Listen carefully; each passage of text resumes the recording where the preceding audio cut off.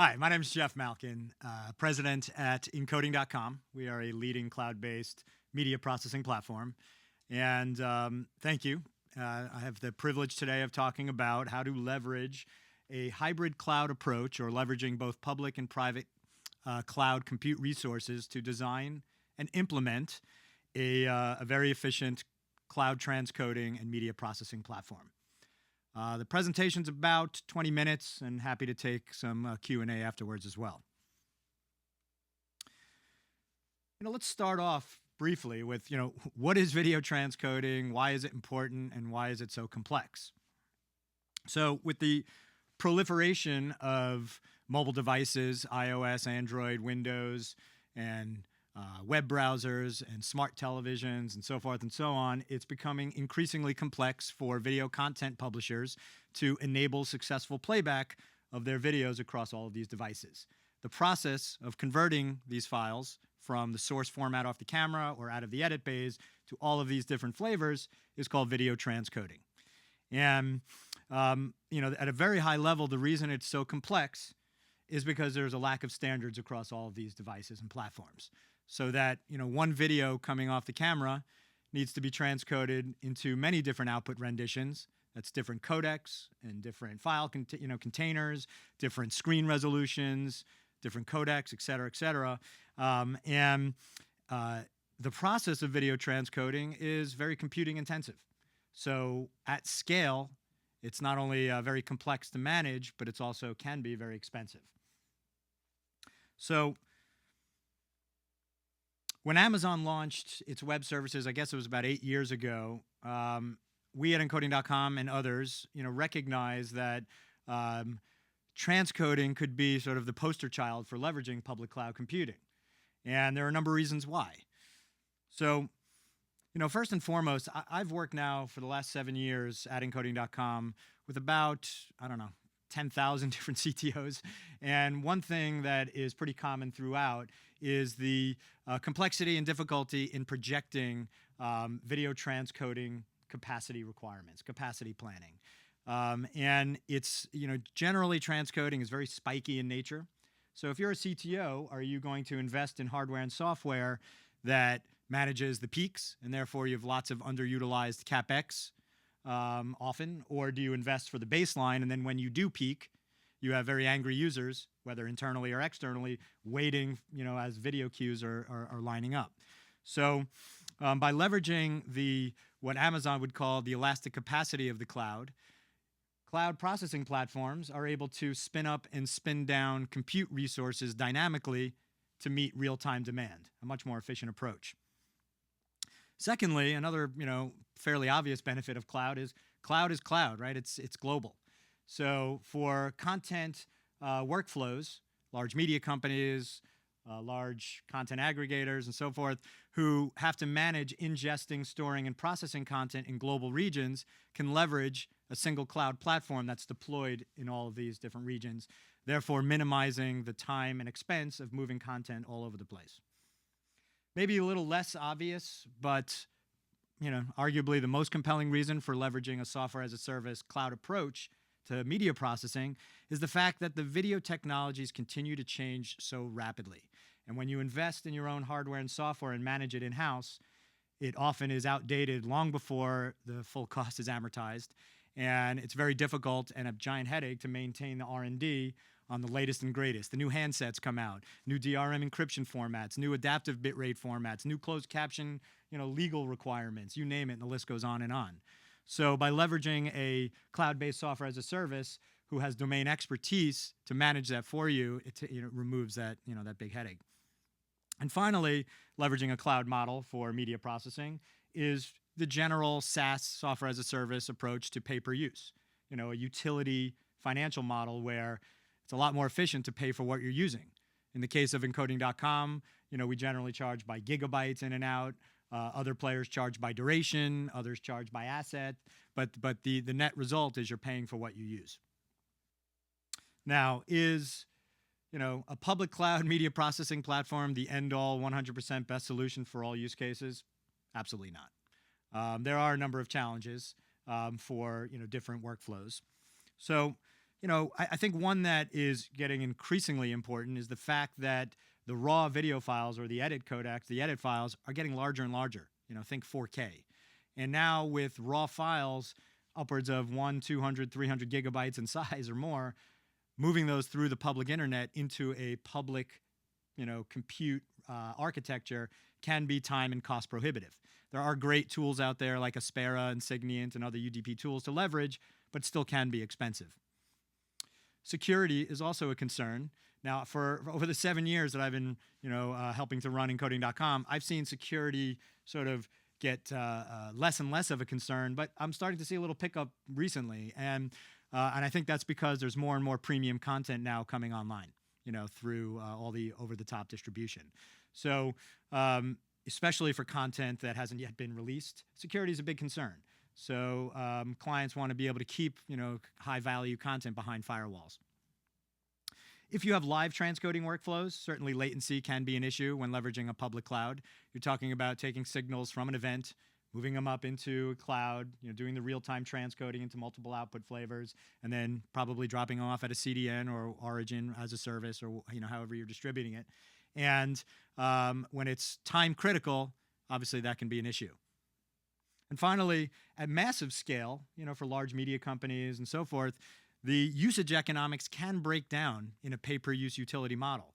There is some point when the value of a managed service in the cloud, public cloud, does not outweigh the cost of running on your own general compute servers with headcount in-house. So it can break down. But alas, and why I'm here, is that there is a solution.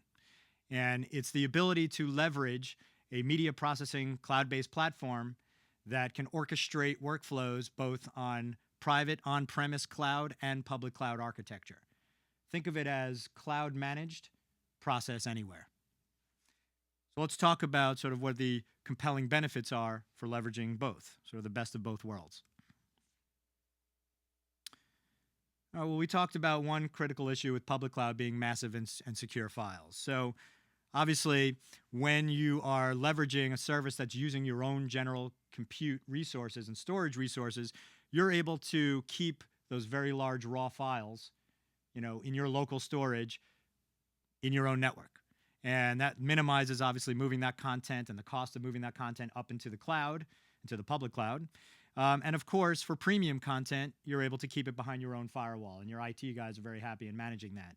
In this architecture, the only sort of hole in the firewall has to be SSH calls of the API calls moving from the cloud-managed layer to where the processing is occurring. The second benefit to hybrid is this notion of cloud orchestration.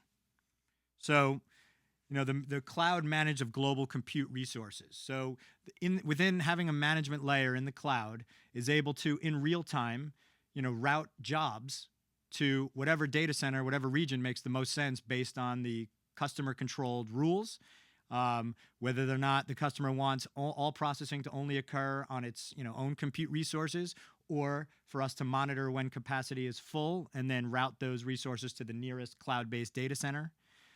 It basically affords the client the ability to get the best of both worlds, where they do the bulk of their transcoding and media processing happening on their own general compute, but when they reach capacity, they're able to burst out into a public cloud resources very seamlessly. Back to what I mentioned earlier about what I think is as or more compelling about a cloud managed service is the fact with these video technologies changing so rapidly.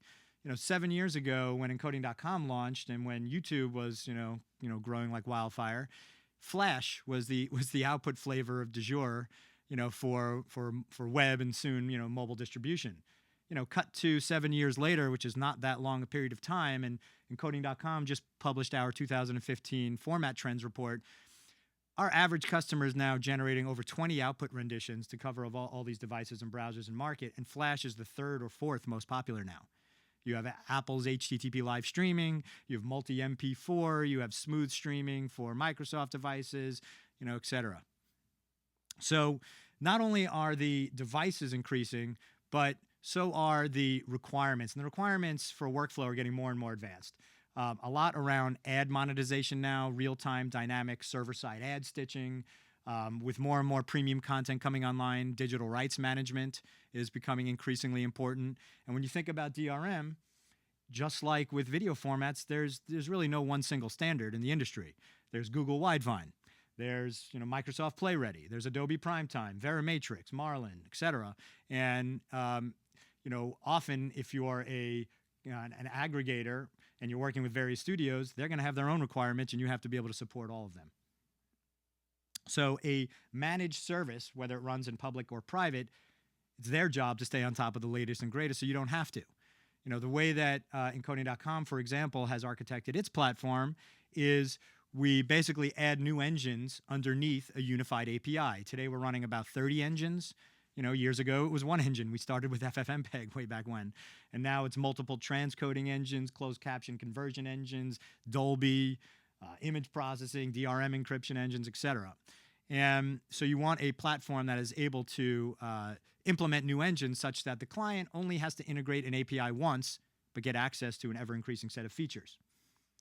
And finally, the ability to have a model that has dynamic workflow configuration, meaning, oftentimes companies have various workflow requirements. For content that's coming offshore, like international music videos. Well, since it's not coming from in-house, we want to keep those in a public cloud architecture. But all the content that's being generated in-house, well, we want that behind a firewall on-premise, for security reasons and so forth. And then, with different ad requirements coming from broadcast to OTT distribution, you need the ability to have a very flexible platform. And then there are benefits in this hybrid approach to a flexible cost model. As I mentioned, the public cloud model tends to be one that is, operating expense. It's a variable cost based on your usage. It's very efficient.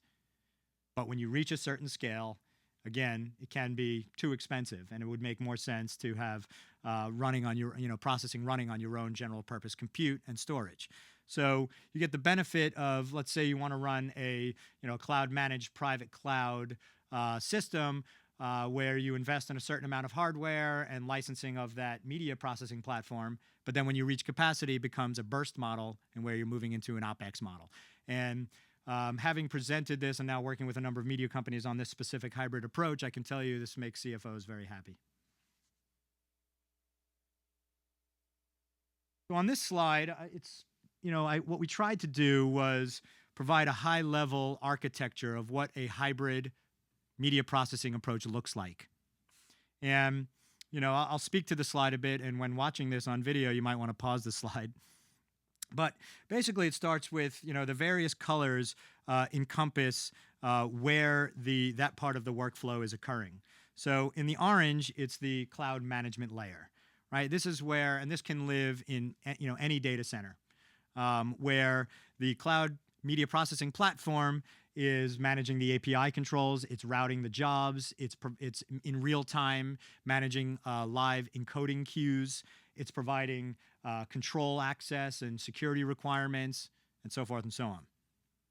And when the API call comes in from the customer's content management system, their CMS, which is inside the green box, which lives on premise or managed by the customer, kicks off API jobs that comes up into the cloud management layer, where the jobs could then be routed. So if it's routed to the customer's on-prem facility for processing, then it's staying local in the green area for compute and storage, and that's where the cloud managed engines would live as well on those instances. So whether jobs are routing to private cloud or public cloud, which is in the blue box, or both, once the processing is completed, where do those videos tend to go? Well, 99 out of 100 of my customers have us drop off videos wherever they're going to end up hosting those videos. So it's the CDN of choice, cloud storage, or back to your own behind the firewall storage, or keeping it behind the firewall.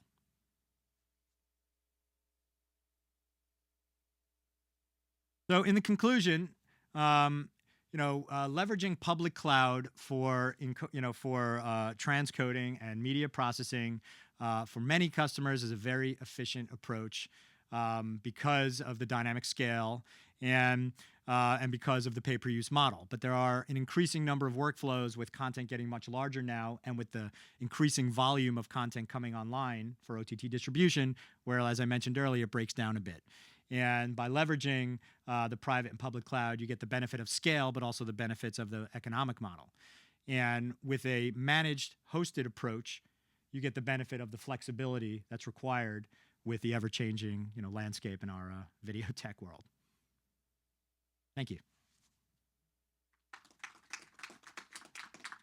So happy to take any questions live. Oh yeah, please. So in your model, what you guys are providing in the private cloud side of things is, rather than integrating with existing transcoding platforms and providers like that, is you'll actually provide, like, I can get heat templates from you for my own OpenStack implementation? That's correct. So, and it'll just be managed by your that's control correct. layers with you. Data and processing is with me, and Swift and OpenStack or VMware and NFS or whatever I want to build. I can expand my internal infrastructure as much as I want to. That's correct. And the jobs are all managed through the same queue? That's correct. With overflow automatically scaling up? Yes. That's cool. Yes. All right. Well, I'm glad you. I must have done something right. But yeah, and to take that further, well, I just lost my train of thought, but you nailed it so well. Yeah, currently running on OpenStack, VMware, could run on Joyent, soft layer, right? And the idea is that the management layer in real time is monitoring the availability of the core capacity that the client has made available. And based on the rules that the client says, yes, I want to burst, or no, I don't, security, don't, the management platform should maintain that.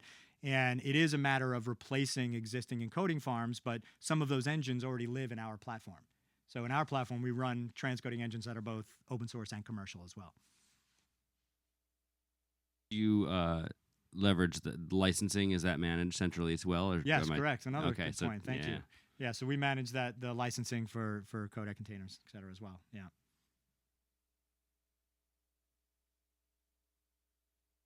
We believe that, playing off that a bit, is that, transcoding, and this is kind of weird to say, but while it is complex, it's also somewhat commoditized.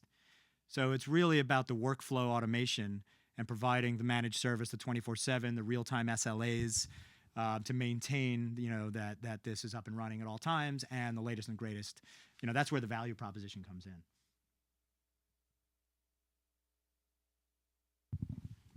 Excellent. Thank you so much, Jeff. Thank you. Feel free to email me if you have any other thoughts or questions. Thank you. Great. Yeah. Thanks, Eric.